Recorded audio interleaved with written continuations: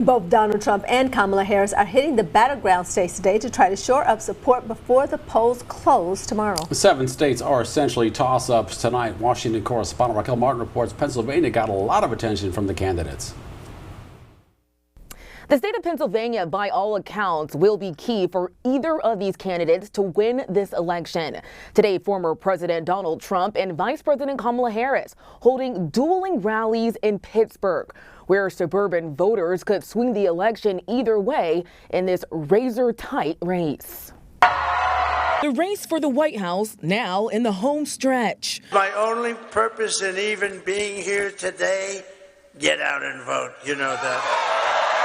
Former President Donald Trump kicked off Election Day Eve, rallying voters in North Carolina. There, he drove home his message on the economy and immigration. I will invoke the Alien Enemies Act of 1798 to target and dismantle every migrant criminal network operating on American soil. Hours later, the Republican nominee delivered this message to Pennsylvania. You built this country. You're going to save this country, too. You're going to save it.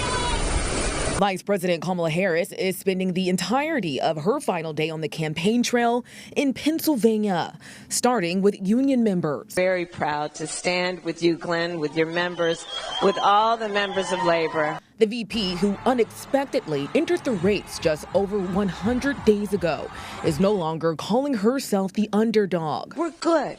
Let's get this done. Thank you all. Harris will end the day at a Philadelphia rally with singer Lady Gaga and Oprah Winfrey. Trump is rounding out his day in Grand Rapids, Michigan. Polling shows Vice President Kamala Harris with a slight advantage in the state of Michigan, but it's still unclear how the war in Gaza will impact that undecided Muslim Arab vote in the state. Right now, we're seeing Donald Trump make a dent with that community, and today he said if he was in office, October 7th would have never happened. For now in Washington, Raquel Martin, back to you. Tomorrow night will certainly be hectic after the polls close. Analysts will monitor the results and try to make their projections. In tonight's Political Minute, News Nation Washington Bureau Chief Mike Vaquera gives us a glimpse into what happens when those polls close across the country Tuesday night.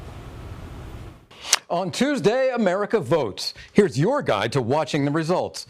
I'm Mike Vaquera, Washington Bureau Chief at News Nation.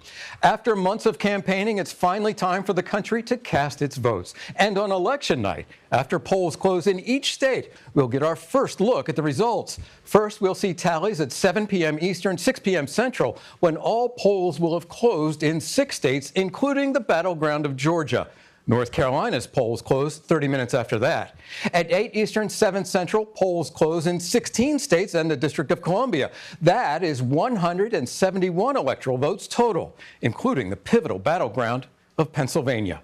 Many polls in Michigan close at that hour as well. And at 9 Eastern, 8 Central, 15 more states come in, including Arizona, Wisconsin, and the last polls in Michigan. 163 electoral votes are on the line in those states. Then Nevada comes in an hour later. Each state has its own rules on when votes can be counted and reported. That means that some states and the country might not know the winner until after election night. I'm Mike Vaquera, and this is the News Nation Political Minute.